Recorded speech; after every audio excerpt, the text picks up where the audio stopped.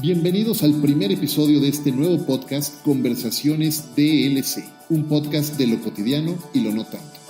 Yo soy Efraín Mendicuti y en este nuevo espacio estaré conversando con algunos de los principales líderes de pensamiento, negocios, educación y cultura de habla hispana. Personas que con su trabajo están cambiando las reglas del juego y pavimentando con su ejemplo el camino para que todos logremos hacer en nuestras vidas de lo cotidiano algo extraordinario. Acompáñenme pues en esta nueva aventura. Comenzamos.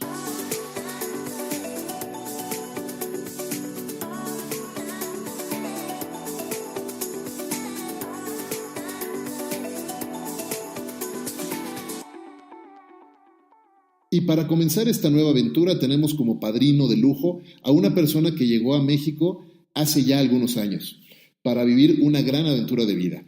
Fíjense, ingeniero de formación, emprendedor de vocación e innovador y futurista por elección. Ha sido director creativo en algunas de las más destacadas agencias de publicidad y marketing digital en América Latina. Autor de al menos 20 libros sobre publicidad, programación y diseño interactivo. Bloguero, profesor, consultor, conferenciante y curador. Y además un gran hombre de familia. Dani Granata, gracias por ser parte de esta nueva gran aventura en Conversaciones DLC. Bienvenido. Hola Efraín, buenas tardes. Gracias por la invitación. Muchas gracias. Me encanta que estés participando con nosotros como nuestro padrino en este primer episodio. ¿Y qué te parece si para comenzar vamos a empezar por el principio? ¿Por qué no nos cuentas un poco de tu historia? ¿Quién es Dani? ¿Cuáles fueron tus primeros pasos? ¿Y cómo es que has llegado hasta aquí? Bueno, ahora en este punto, 2019 ya es una historia larga, porque ya tengo unos cuantos años. Pero en general, y viendo un poco hacia atrás, creo que mi profesión siempre ha sido la de curioso y la de una persona que siempre se ha preguntado qué pasa si y que ha tomado decisiones de ver qué sucede si tomas la decisión de cambiar cada X tiempo la actividad a la que se dedica. Así que por el camino he sido muchas cosas.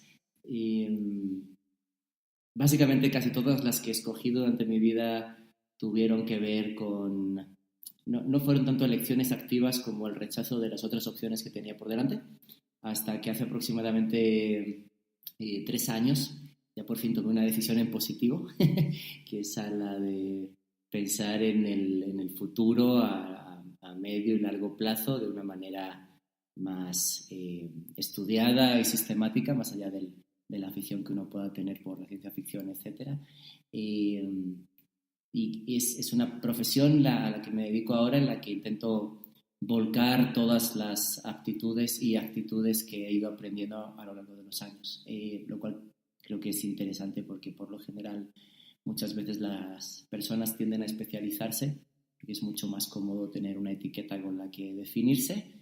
Yo siempre huí de eso y a veces ha sido bueno, a veces no tanto, pero hoy en día pues creo que un valor es el de la multidisciplinaridad y el de poder observar un problema desde distintos ámbitos para no aplicar este viejo dicho, ¿no? De cuando tienes un martillo todo te parece un clavo. Entonces, bueno, la verdad es que eso se ha juntado además con un desarrollo, creo, en mi vida personal y familiar. Ya tengo 42 años, ¿no? Ya no estoy chavo, como quien dice. Un niño. Un niño, ¿no? Es un niño, como dice Gonzalo Alonso, vive amigo de los dos, ¿no? Los 40 primeros años de la infancia de un hombre son los más difíciles, ¿no? Pues apenas vamos saliendo de esa infancia. Pero sí, la verdad es que, bueno, digamos que ahora estoy en una etapa de mi vida en la cual confluyen lo que hago, lo que soy y lo que la gente percibe. Y bueno, creo que es una gran bendición el poder disfrutar de este momento. Me encanta que llegues a ese punto porque una de las cosas que quería platicar contigo es justo hablar un poco sobre motivación y sobre emoción. Uh-huh. Y hablabas un poco de cómo tus elecciones hasta ahora habían sido hacia una dirección y hace unos años cambias a esta dirección, decías, una elección en positivo, ¿no? ¿Qué motiva a Dani Granata? ¿No? ¿Qué te emociona? ¿Qué te hace salir a pelearla todos los días? La posibilidad. Creo que es una época muy confusa y a la vez emocionante, Creo que hay mucha bibliografía y palabrería en esta época y un día leí una frase que por lo sintética y directa me gustó mucho, que era que si alguien pretende saber qué es lo que está sucediendo, es que no tiene ni la más remota idea de lo que está pasando. Entonces creo que es muy interesante el hecho de vivir una época en la que estamos asistiendo al cambio en tiempo real, con las posibilidades que eso genera. Saber que tenemos en mayor o menor medida la posibilidad de afectar un cambio, lo cual es radicalmente distinto a lo mejor al universo en el que vivían nuestros padres o los abuelos, ¿no? Donde lo único que podrían a lo mejor aspirar a ser era ser maquinitas de un engranaje gigantesco que estaba programado para funcionar de tal o cual manera y sin desmerecer obviamente ni la vida ni la obra de nadie, ¿no? Pero de alguna manera creo que la afectación que podían tener sobre el futuro era bastante limitada y creo que hoy tenemos la posibilidad de no solo enseñar a los que vienen, sino también aprender de ellos, lo cual, pues, no sé, me parece muy emocionante. Creo que es una época intensa que vivir. Estoy de acuerdo contigo, me parece súper interesante pensar en eso porque durante mucho tiempo y justo en la generación de nuestros padres y de nuestros abuelos, pues sí, la sociedad estaba funcionando de otra manera, las instituciones, sobre todo las educativas y las formativas, estaban organizadas de manera que pudieran hacer una línea de ensamble y es algo que nos está costando mucho trabajo hoy día cambiar. Y entonces, en esa línea de ensamble, pues no había muchos eventos que pudieran como marcar tu vida de manera ligera y que te hicieran hacer un cambio. Si había un gran evento en tu vida era porque era o una gran oportunidad o una gran tragedia. Ajá. Y era lo que cambiaba. Hoy día no, hoy hay distintos eventos que gracias a la época en la que estamos viviendo puedes tomar otro tipo de decisiones, ¿no? ¿Qué sucesos han marcado tu vida justo, ¿no? ¿Qué ha pasado? ¿Cómo es que tomaste este camino de ser publicista, director creativo, destacado, premiado, y tomar un camino distinto para ayudar a las empresas a transformarse de otra forma? Bueno, uno de los factores principales de mi vida ha sido ser hijo único, con lo cual me ha tocado aprender por las malas lo que alguien que tenga hermanos aprende desde que tiene hermanos, ¿no? Entonces, pues ahí ha habido mucha testarudez y mucho pensar que las cosas tenían que ser como yo decía. A veces yo he tenido razón, otras veces la vida se ha encargado de hacerme ver que a veces podría escuchar más a los demás, ¿no? Creo que un momento singular importante en mi vida fue el decidir irme de España. Yo además soy de una ciudad muy pequeña llamada Cáceres. Es una ciudad hermosa, es patrimonio de la humanidad. De hecho, si alguien ve Game of Thrones, es el sitio donde Sam se va cuando Jon Snow lo saca del muro y le dice vete a estudiar con los grandes maestros para aprender qué está pasando en la historia de nuestro reino. A donde se va Sam a estudiar, eso es Cáceres. Obviamente, digo, hay como un 70% de CGI. No hay esas torres tan tremendas. Pero para mí el hecho de ser emigrante creo que es un factor... y además emigrante, yo me fui a vivir a Saltillo, Coahuila, una ciudad hermosa en el norte de México. Y siempre cuento que cuando tú te vas como emigrante a una gran capital, realmente puedes mantener tu ciudadanía en el lugar al que vas. O sea, si yo me hubiera mudado a Ciudad de México, probablemente yo hubiera podido mantener mi españolidad, porque, Dios mío, hay un montón de españoles aquí, con lo cual, claro, si yo no hubiera querido, no hubiera tenido por qué renunciar a mis costumbres, a mi forma de hablar, etc. Pero me fui a Saltillo, donde pues creo que debe haber 2 españoles más y nunca nos encontramos, ¿no? Entonces tuve que practicar la otredad, yo me volví el otro. Yo venía de un sitio donde yo a lo mejor era la norma y me fui a un sitio y era la minoría. Entonces pues quería encajar, pero tampoco quería perder lo que yo era. Y eso... a la larga y pensándolo ya en la distancia de los años que han pasado desde aquel entonces, que más o menos coincide por la primera vez que tú y yo nos encontramos en Acapulco, en un festival del Círculo Creativo, creo que ha definido gran parte de lo que hago, el entender el hecho de cómo, por qué la inclusión es necesaria, ¿no? Lo cual es algo que hoy pensando en la construcción de escenarios en los que todos vayamos a convivir, parte de la base de que es un lugar en el que tenemos que vivir todos, no solo los que nos vemos como yo, por ejemplo, que soy un hombre blanco heterosexual, ¿no? Entonces, ese creo que ha sido uno de los highlights o de los elementos definitorios de mi personalidad. El hecho de entender que la primera diversidad que uno tiene que aceptar es la propia. Y entonces tú te puedes ir a otro sitio y puedes pretender encajar, pero tampoco puedes abandonar todo lo que eres y todo lo que has cultivado durante los años previos. Entonces hay como un conflicto ahí muy nutritivo si lo piensas a la larga, pero en el momento es terrible, pero viendo ya en perspectiva la situación, es decir, no quiero resignarme a ser uno más del grupo, quiero seguir manteniendo mi identidad, ¿no? Y creo que eso es algo que hoy no hemos aprendido a comprender todavía. Nos piden y nos dicen que ejerzamos la diversidad y que seamos tolerantes con todas las minorías, lo que es cierto, pero no nos dicen que nos aceptemos como únicos. Siempre nos hacen ser una bolita o parte de una bolita, ¿no? El club, el gimnasio, el club de la porra del equipo de fútbol, los amigos con los que van. O sea, hay muy pocas instancias en las que tú te puedas reconocer como un elemento singular, con una serie de atributos singulares. Entonces, a partir de ahí, si tú no reconoces eso contigo mismo, es complicadísimo que se lo reconozcas a alguien más, por supuesto. Claro, pero ¿cómo se reconoce uno? ¿Cómo uno empieza a entender cuál es quién eres tú? ¿Cuál es tu individualidad? ¿Qué te hace único? ¿Cómo empezar a reconocer eso? Porque al mismo tiempo vivimos en una sociedad y tenemos que ser parte de esa sociedad y de esa comunidad sin perder nuestra esencia, y a lo que nos han enseñado durante años es lo que decías tú, forma parte del común. Sí. Y empuja hacia un mismo lugar y vuélvete, si todos son azules, pues vuélvete azul, y cuando tú a lo mejor eres amarillo, ¿no? Sí. Hay un concepto de Deleuze, filósofo francés, no sé cómo se pronuncia porque no sé hablar francés, pero que es Becoming Minority, y que habla del hecho de volverte minoría no solo desde el pensamiento, sino desde la acción, es renunciar hasta voluntariamente si todo el mundo va a la escuela, yo me enseño en casa, y así sucesivamente, ¿no?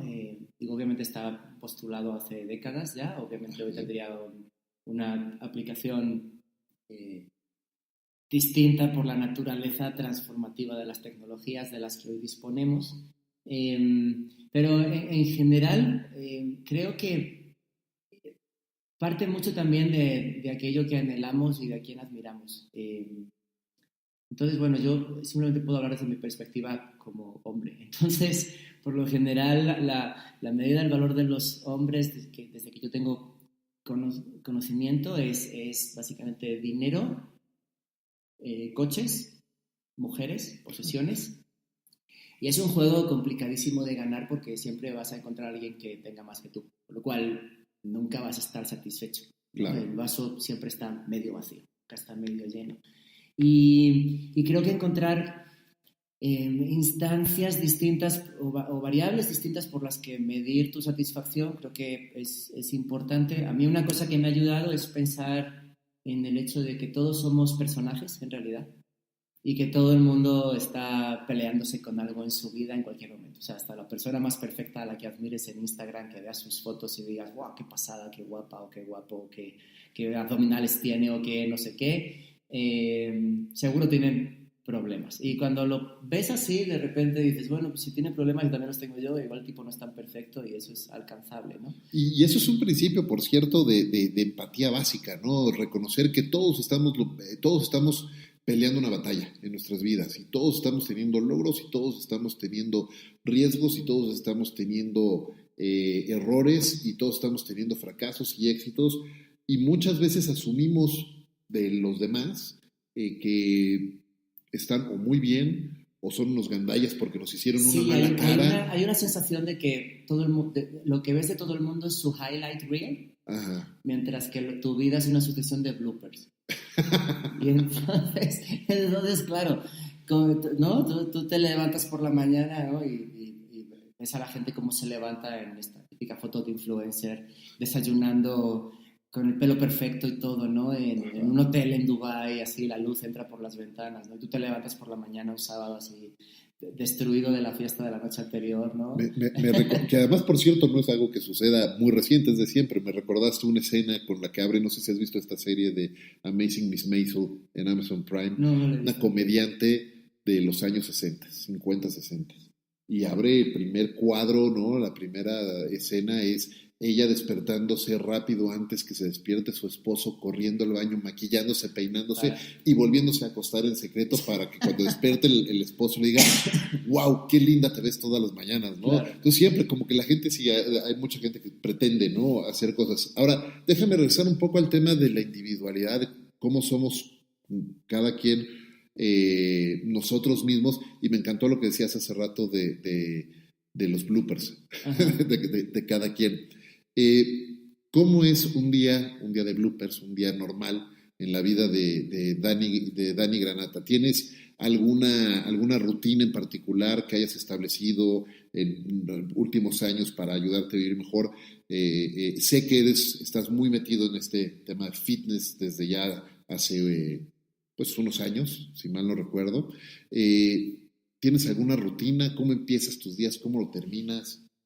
Me gustaría ser más organizado y siempre hago mi propósito de, me voy a levantar todos los días a tal hora a meditar, porque cuando lo consigo me ayuda, pero no siempre lo consigo, porque mi rutina inexorable es, más allá de lo que yo me proponga a veces y lo logre en determinadas épocas del año y otras no tanto, es a las 6 me tengo que levantar para preparar a mi hija y llevarla a la escuela. De ahí, pues sí, intento irme a hacer un rato de ejercicio y demás, y regresando, pues depende del día. Yo ahora mismo estoy viviendo una época en la cual no trabajo de forma independiente, ¿no? Con lo cual, eso tiene muchas pegas, pero también tiene muchas ventajas, como es el hecho de poder disponer más de mi tiempo y de repente decidir este lunes es festivo porque yo lo decido, ¿no? Y entonces nos vamos a Six Flags. ¿No me quieres dar trabajo? No, es interesante porque de alguna manera pone en discusión algo que sucede muy a menudo, y es el hecho de que las personas tienen un ingreso que es directamente proporcional a las horas que trabajan. Y cuando no trabajas en una oficina determinada, pues digamos que puedes repartir tus ingresos, y tus horas trabajadas no son directamente proporcionales, sino que a lo mejor hay cosas que requieren muy poco tiempo, que están muy bien pagadas, lo cual permite que haya otras cosas que normalmente no estarían tan bien pagadas, pero que te gusta hacer, y decides que las quieres o estudiar, ¿no? Y decides que quieres acceder a ello porque tienes una porción de horas disponible para ello, ¿no? Entonces, pues depende mucho del año. Mi calendario es bastante extraño, en el sentido de que al inicio del año casi todo es calma y estoy mucho en la Ciudad de México, y luego hay un momento en el año, no sé cuándo, que empiezo a viajar, ¿no? Entonces, pues así acabo destruido absolutamente. Cuando llega diciembre soy un despojo, ¿no? pero por el camino me divierto mucho. O sea, es una experiencia que al principio pensé que iba a ser temporal, y pensé que iba a dedicarme a eso mientras encontraba un trabajo de verdad, entre comillas, ¿no? Y de repente un día me encontré haciendo recapitulación y pensando, oye, si estás teniendo tiempo para ti, si estás teniendo tiempo sobre todo para tu familia, si estás teniendo tiempo para viajar, y sobre todo estás haciendo cosas que te gustan y te están pagando por ello, pues ¿qué haces buscando? Porque esto no deja de ser un plan B y se vuelve un plan A, ¿no? Y entonces ya le di forma de plan A, ¿no? Y entonces es a lo que me dedico. Entonces hay una disparidad obviamente horaria, donde pues hay días que son absolutamente agitados, donde no estoy nunca en casa, y hay días o semanas en las que estoy en casa, donde aprovecho y leo un rato, luego trabajo, luego voy a no sé dónde y regreso. O sea, es como bastante variopinto, tengo un formato fijo. Me encanta escuchar eso porque muestra cómo has encontrado de alguna manera, tu forma de éxito. No quiero decir fórmula, porque decir fórmula es muy, muy arriesgado, y decir que hay un paso A, un paso 1, 2 y 3, y no necesariamente, pero sí una forma de vivir tu vida como tú la quieres vivir. Y cuando habla uno de eso, para mí en lo personal, cuando uno encuentra la forma de vivir su vida como uno la quiere vivir, de manera estando en paz y estando contento con uno mismo, agradecido por lo que tiene, sabiendo que tienes lo suficiente, aunque quieras más, todos queremos más, pero sabiendo que tienes lo suficiente y que lo aprecias y todo, es empezar a encontrar un camino de éxito. Ahora, la realidad es que pero eso es muy cierto. Por ejemplo, el ser agradecido es algo que yo he tenido que aprender a, a ejercer, ¿no? No que uno no sea agradecido en la vida, pero esta cosa de celebrar lo bueno, aunque parezca pequeño o absolutamente irrelevante, pero no es irrelevante, es cierto, ¿no? Entonces yo, por ejemplo, tengo un chiste cuando me voy de viaje y subo fotos mías por ahí, uso un hashtag que es Tour del Palenque, ¿no? Sí lo he visto, cómo no. El Tour del Palenque es como un chiste que empezó hace algunos años. Yo me fui de México en 2015, me fui a vivir a Estados Unidos por una decisión familiar que luego se volvió profesional. No me fue bien ni en lo uno ni en lo otro. Afortunadamente lo que pude salvar fue lo familiar y regresamos a México en esta tesitura donde yo la verdad pensé que iba a ser muy fácil encontrar un trabajo, pero cuando yo me fui de México el dólar estaba a 15.50 o 16.50 y cuando regresé estaba en casi en 18, por lo cual pues todos los sueldos se habían caído muy por debajo del último sueldo que ya había tenido en México. Con lo cual, pues bueno, fue como un replantearse el qué quiero hacer y cuánto quiero ganar por ello, ¿no? Y entonces, en algún punto, una de las compañías con las que hablé, su director general, el gran amigo, me decía, mira, yo no te puedo pagar el dinero que tú me estás diciendo, pero sí te puedo mandar a dar conferencias por aquí y por allá, que te paguen las conferencias en lo que armamos el plan que tú y yo queremos desarrollar conjuntamente, ¿no? Y dice, pero te tienes que ir a dar conferencias a donde te mande, así sea a Palenque. O sea, esto es como un Palenque y vas a todas partes, ¿no? Entonces, el chiste es este, ¿no? De repente, pues te ves dando una conferencia en Estambul y también te ves dando una conferencia en Gómez Palacios, Durango, que es completamente opuesto en dimensión, tanto el evento como el viaje, como todo lo demás, ¿no? Claro. Pero en algún punto creo que es equivocado contrastarlo, como decir, qué padre esto y esto qué horrible, porque en el general lo horrible es no tener trabajo y no tener cómo subsistir, ¿no? Entonces, por ahí creo que somos demasiado poco agradecidos con las cosas pequeñas que nos pasan, ¿no? Y yo, para mí ha sido un gran ejercicio de humildad, ¿no? Y más siendo hijo único, yo la humildad no es algo que practicara nunca. La vida tiene formas de enseñarnos. La vida tiene formas de enseñarnos, sí, tarde o temprano, hasta que aprendes y si no te manda otra, hasta que la agarras, ¿no? Además bolas en curva, ¿no? Así como béisbol. Y entonces, claro, terminas por aprender y entender y decir, claro, no, es que esto me hace falta, esto está bien, ¿no? Pensando en todo este camino que has transcurrido, porque hemos hablado, y déjame contarles, amigos, que hace rato mencionaba a Dani, ¿no? Acapulco.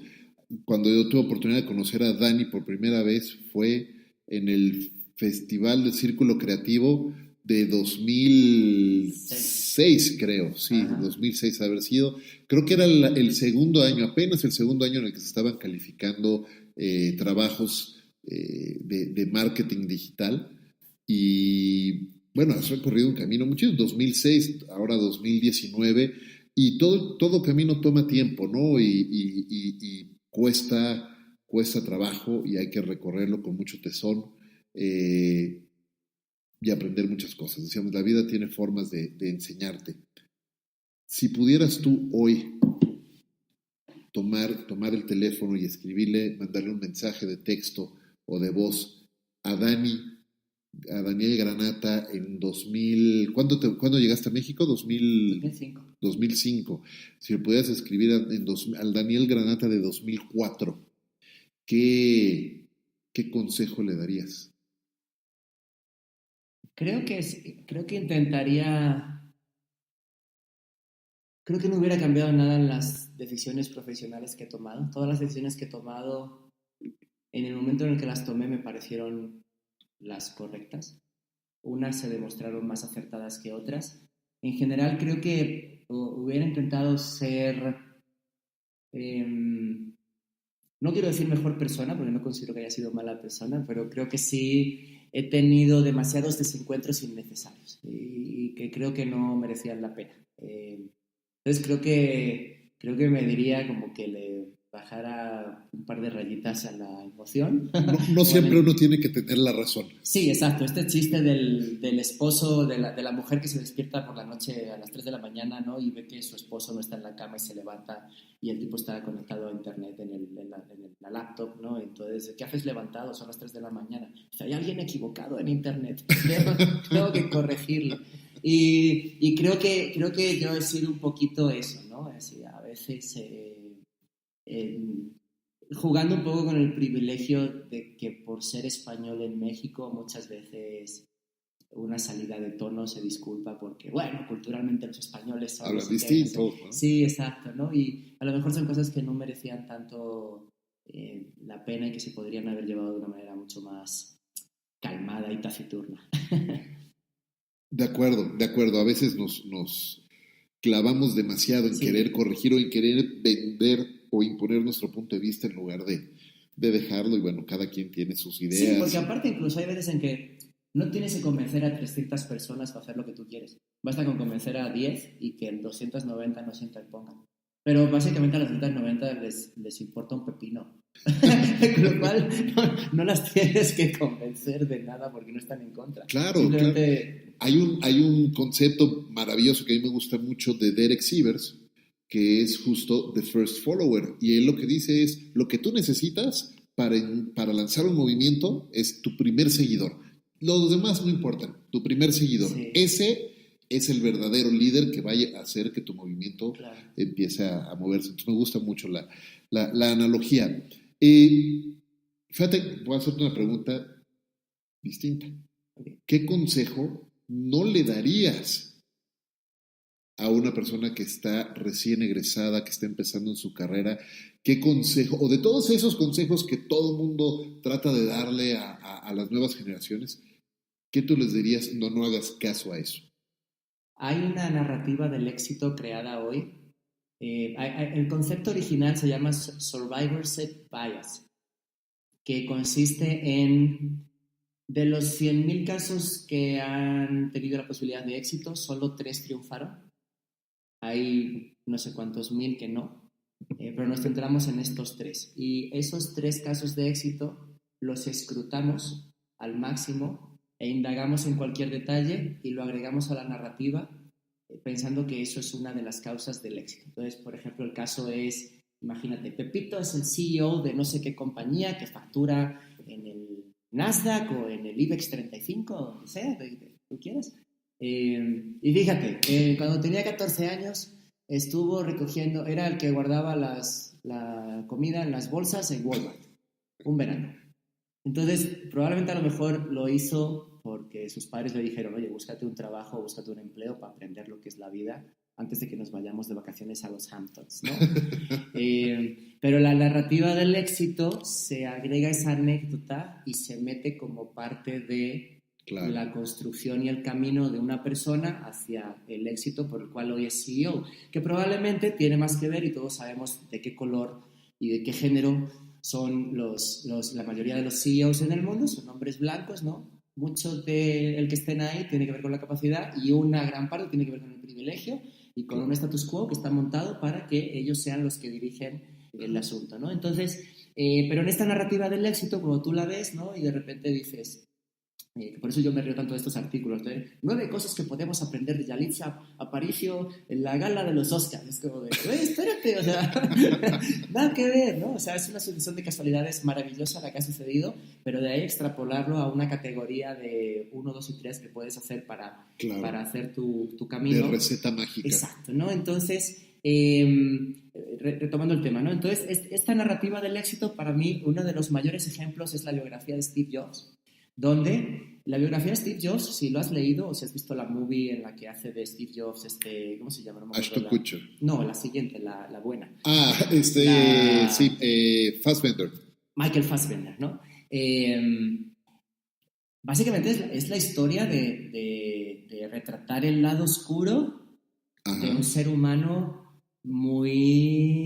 con muchos defectos. Todos le conocemos las virtudes porque cada vez que se paraba a un escenario y hacía así, todos decíamos así como, oh my God. Todos aplaudían. Todos aplaudían, ¿no? Pero esa historia retrata un lado oscuro que tiene que ver con cómo se trata a los empleados, con cómo él no reconoce a una hija biológica hasta que tiene 18 años sabiendo que es su hija biológica, ¿no? Y el caso es que desde que salió esa biografía, pues hay mucha gente que siente que para ser Steve Jobs una de las cosas que tiene que hacer es maltratar a sus empleados en esta cosa de intentar sacar lo mejor de ellos, cuando tú no eres Steve Jobs, ni tienes la visión, ni este es el contexto en el que se está desarrollando tu historia, ¿no? Entonces, esa narrativa del éxito además se alimenta por cosas como... cuando vas a cualquier librería, por ejemplo en México, puedes ver que hay un anaquel de libros de arquitectura, un anaquel de libros de psicología y 3 de libros de quién se ha robado mi queso, padre rico, padre pobre, cómo no sé qué, The Secret, que es como el epítome, ¿no? O sea, es como, piensa en lo que quieres y aparecerá. O sea, piensa en lo que quieres y trabaja por ello y si tienes suerte, aparecerá, ¿no? Pero hay como esta cuestión donde nadie quiere ser uno mismo, sino que todos quieren ser o replicar la fórmula de otro. Pero, surprise, motherfucker, ¿sabes? No puedes ser Steve Jobs, no puedes ser Mark Zuckerberg, no puedes ser Elon Musk, y solo puedes ser tú mismo. Claro. Pero si lo reconoces y lo aceptas, debería ser más que suficiente. Y esto que suena como medio, así medio poético, ¿no? O medio espiritual. Pero fíjate, hace un par de años fui a un evento que se llama Hatch. Ajá. Es un evento donde vas porque alguien que ha ido a una edición anterior te invita. Y es una especie, es en la selva, es una ciudad que está a las afueras de Ciudad de Panamá, que se llama Caluyala. Entonces, el evento es una especie de Burning Man, se cruza con té, es una especie de formato extraño, ¿no? Pero toda la gente que llega y se sube al escenario y cuenta su historia son historias de cambio, ¿no? Entonces, yo recuerdo que iba en el camioncito que nos llevaba del pueblo al que llegas a ir al poblado, o sea, era un camión militar retirado, ¿no? Y me senté al lado de un chico y entonces le digo, y me dice, ¿tú de dónde vienes? Ah, pues yo de México. Ah, yo tengo un amigo en México, hace no sé qué. Ah, qué interesante. ¿Tú de dónde vienes? Dice, yo vengo de Siria, soy de California, pero yo vengo de Siria. Digo, ¿qué haces en Siria? Dice, you'll see. Y entonces él se subió al escenario a contar su historia, y su historia es la de que él tiene un proyecto que se llama Free Space, y lo que hace es que estos lugares que están a punto de ser gentrificados, donde va la gente a picarse heroína, o es un sitio donde hay delincuencia en los barrios y demás, él lo que hace es convierte esos espacios en lugares donde los rescata para el barrio. Entonces, este lugar que estaba abandonado, él lo compra por muy barato precio, porque básicamente le está quitando un problema al dueño del lugar. Claro. Y entonces ese lugar se rehabilita con cosas que pone la gente del barrio. Entonces tú, Efraín, te sobra esta silla, la llevas, ¿no? Yo sé dar clases de yoga, yo doy clases de yoga los lunes a las 9 y demás. Y de repente ese lugar, que era un lugar maltrecho y podrido, se vuelve un lugar que es propiedad de la gente del barrio. Entonces me encantó porque el proyecto es una idea, si lo piensas, open source, ¿no? Es como el 1 y 1. Claro, como el 1 y 1, ¿no? Tú llegas a Guanajuato en el coche y sabes que tienes que dejar pasar al de al lado, ¿no? O sea, nadie te dice cómo funciona, pero tú sabes cómo haces que eso tome vida, porque si no te van a pitar, ¿no? Entonces yo decía, es una idea open source increíble. Entonces lo que contaba es que él estaba viendo las noticias de cuando todos los emigrantes sirios querían ir a Grecia y no podían entrar a Grecia y se quedaron en la frontera, en Alepo. Entonces él hablaba, un campo de refugiados es un sitio donde puedes vivir, o sea, no es un camping, es un sitio donde puedes vivir 50 años de tu vida. O sea, hay gente que nace, vive y muere en un campo de refugiados. Entonces ponía las fotos de un campo de refugiados y es como un warehouse con tiendas de campaña súper lúgubre, súper terrible. O sea, imagínate siendo un niño ahí, no con qué clase de esperanza creces, ¿no? Entonces él decía, y ahí es una cosa que a mí se me quedó grabada, cuando tú te vuelves emigrante, dejas de ser lo que eras en tu país original. En tu país original a lo mejor eras un cirujano increíble, un publicista famosísimo o el CEO de tal o cual compañía. De repente eres emigrante y tu título desaparece. Ya no eres lo que eras, sino que eres emigrante. Y llegas a la frontera y eres un escombro, eres un despojo que la gente quiere dejar del otro lado, ¿no?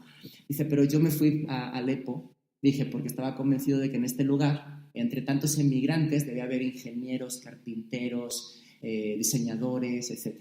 Entonces los llegó, los buscó, los juntó y dijo, ¿cómo puede verse un campo de refugiados menos campo de refugiados? ¿Cómo se puede ver más como una ciudad? Y entonces lo que contaba era el antes, que eran las tiendas de campaña, y el después, Wow. que era ver como una mini ciudad. Digo, sigue siendo sórdido, es igual dentro de un almacén gigante, pero ya no son tiendas de campaña sin nombre, sino que ya tienen calles que marcan y demás, con lo cual uno puede pensar que a lo mejor puede tener algún tipo de recuerdos en positivo o más nostálgicos dentro de lo sórdido de la situación, ¿no? Entonces yo cuando lo vi, yo terminé llorando de ver esa charla, pero no era capaz de mencionar el efecto que como individuos tenemos. Esto es un tipo con una idea que se va a no sé dónde y pone en solfa a 20 personas para hacer que algo suceda, ¿no?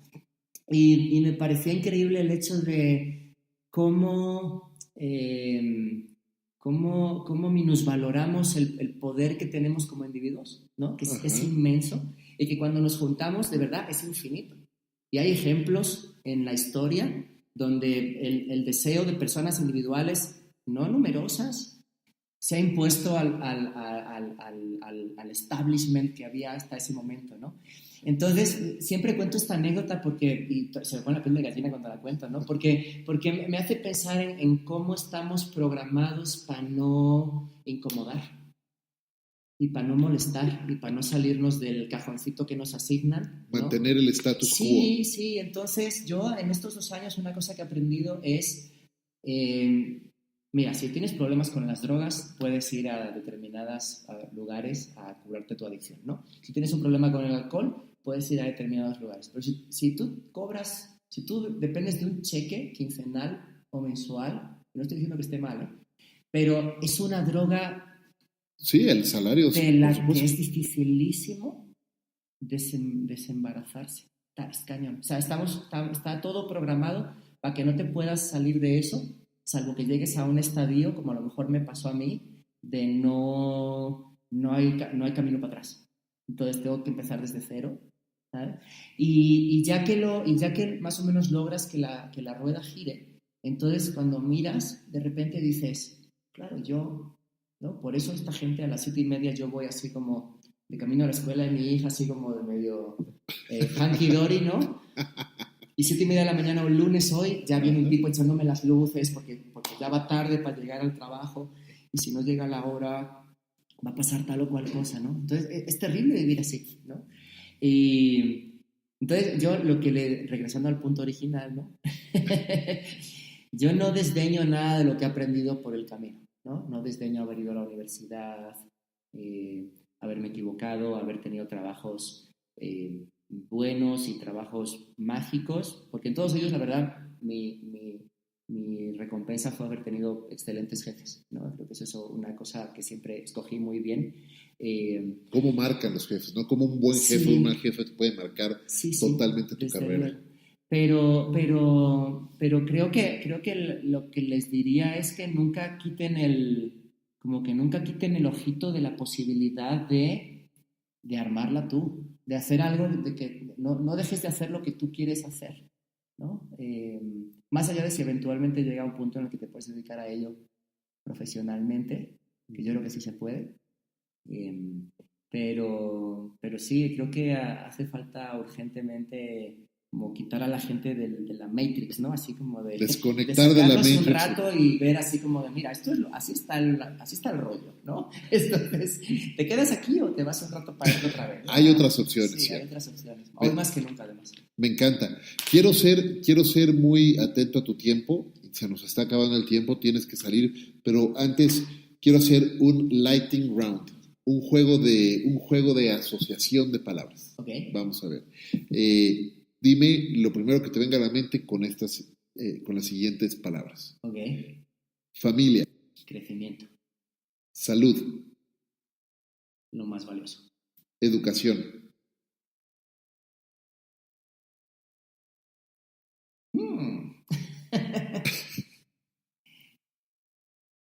Educación.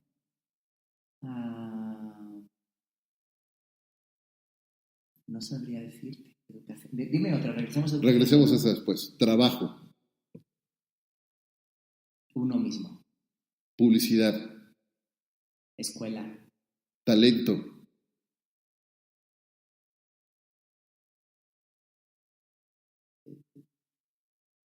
Es lo que tienes que descubrir. México. Casa. España. Mi otra casa. Oye, pues vamos llegando al final de este primer episodio de Conversaciones DLC. Ok. Pero antes de terminar, toda la premisa de todo es precisamente entender, y esta es la pregunta principal de todo el programa, es ¿qué es para ti, para Daniel Granata, hacer de lo cotidiano algo extraordinario? Creo que nuestras vidas debieran ser nuestro trabajo. No creo en el concepto de marca personal, pero sí creo en... Obviamente, me encuentro en una situación personal y laboral en la cual puedo afirmar esto. Y he tenido meses y meses de incertidumbre en la cual yo estaba programado para pensar en cada siguiente trabajo cuántas rentas me pagaba eso en mi apartamento. Lo cual no es una manera... no es agradable pensar en ello, ¿no? Uno pensaría que son cosas como que están solventadas, ¿no? Pero ya que pasas esa fase y ves que la rueda empieza a girar y que las cosas van bien, de repente ves que lo que dejaste atrás es como un navegante que se asoma y ve la bruma, ¿no? Y piensa que en la bruma debe haber un iceberg, demonios, ¿no? El kraken, ¿no? Y de todo, y de repente atraviesa la bruma y pues está medio magullado, pero está todo bien, en orden y tiene unas cuantas monedas de estas de Starbucks de las doraditas, ¿no? en la cajuela, ¿no? Entonces creo que mi gran aprendizaje ha sido esta última etapa de mi vida, estos 3 o 4 últimos años, ha sido alinear lo que soy con lo que hago y con lo que la gente que me lee o que me sigue percibe de mí. Hay una coherencia en eso. Con lo cual no tengo que fingir ser alguien que no soy para ganarme likes o para ganarme contratos o para ganarme nada, sino que soy, este es Daniel, ¿no? Y creo que hay muchas veces en las que siendo muy honestos, yo también lo he sido, hemos sido personajes, ¿no? Y para alimentar al personaje, pues uno deja un poco de lado lo que es, por lo cual siempre hay como una distorsión cognitiva, ¿no? Entre lo que eres y lo que haces, que no cuadra. Entonces, yo recuerdo épocas de mi vida en las que profesionalmente he sido súper exitoso en los estándares de la industria en la que yo en aquel momento estaba, donde yo me sentía terriblemente solo y triste, ¿no? Y a pesar de estar rodeado de sí, tantos acolytes sí, entonces, claro, uno pensaría, por ejemplo, dicen que el sitio más tranquilo para estar durante un tornado es en mitad del tornado, ¿no? Claro. Y esto es justo a la inversa, ¿no? Uno pensaría que estando en el centro de todo es cuando más imbuido estás de alimentarte de eso, pero yo lo que aprendí era que eso no era lo que buscaba particularmente. Y ahora puedo decir que lo que hago me satisface mucho. O sea, sí me encuentro en una etapa en la que de repente a lo mejor estoy preparando algo y me quedo así pensando y digo, mierda, no puedo creer que me estén pagando por hacer esto, ¿no? Y digo, qué cool. Y luego sigo, ¿no? Y es una sensación muy bonita, ¿no? Es como, creo que tiene que ver con la edad y con la madurez también, obviamente, ¿no? Pero sí, creo que uno debiera poder hacer de lo cotidiano que es su vida, su trabajo. Me encanta escuchar eso. Muchas gracias, Dani, por compartir eso.